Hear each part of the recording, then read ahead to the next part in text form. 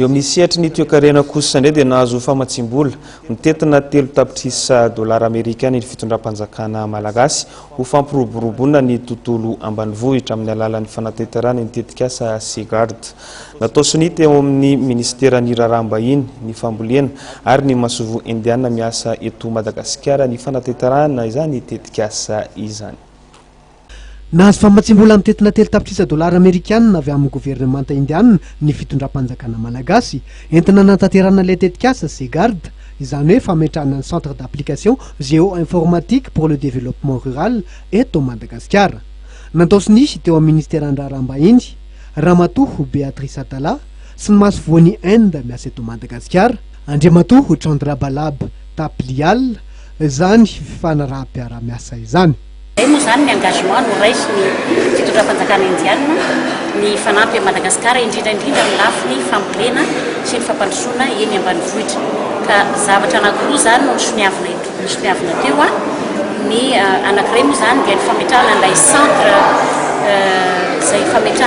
centre géo-informatique izay mba andrefena zany ny zavatra rehetra momba ny resaka fambolena hitondrana an'izay fampandrosoana eny ambanivohitra izay zay atao hoe Segard izy io moa dia nandaniny zareo vola mitotaly eo amin'ny 3 millions de dollars ary dia vola don omeny zareo tsy solona izay centre apetraka ny zareo zay ary misy ny technicien na sy ny expert avy amin'ny zareo gouvernemanta indiana zany ny ametraka ny traikefan'le izy Tombontsoa maro no azon'ny firenena malagasy indrindra ireo tantsaha amin'ny fampiarana ny teknôlôjia avo lenta toy ity tetikasa Segard ity. Hoy kosa andriamatoa Ravatomanga Roland, ministry ny fambolena. Fohy be avo lenta ara-teknika mihitsy izy io satria resaka teknôlôjika, resaka satellitaire ary resaka informatique ranoray no ao anatiny.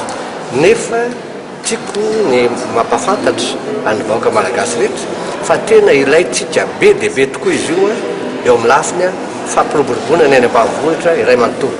Tsy miteny aho hoe ny fambolena ihany fa na ny fambolena, na ny fiompiana, na ny rano sy ny ala, na ny rano, na ny jona dia mahazo tombontsoa amin'io daholo satria voalohany ohatra dia avy amin'io centre géo-informatique io ahafahantsika mamantatra hoe firy marina tanimbary voavoly vary an-drano, firy marina tanimbary voavoly vary an-tanety, firy ny katsaka, firy ny mangazo, firy ny fary sy zay rehetra ilayntsika.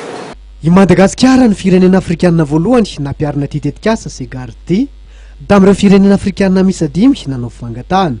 Vokatry ny fivorimben'ireo filoham-pirenena izay nitotosaina tao New Delhi tany Inde tamin'ny volana oktobra lasa teo izao fanatanterahana tetikasa izao, tetikasa izay ho tanterahana manerana nosy.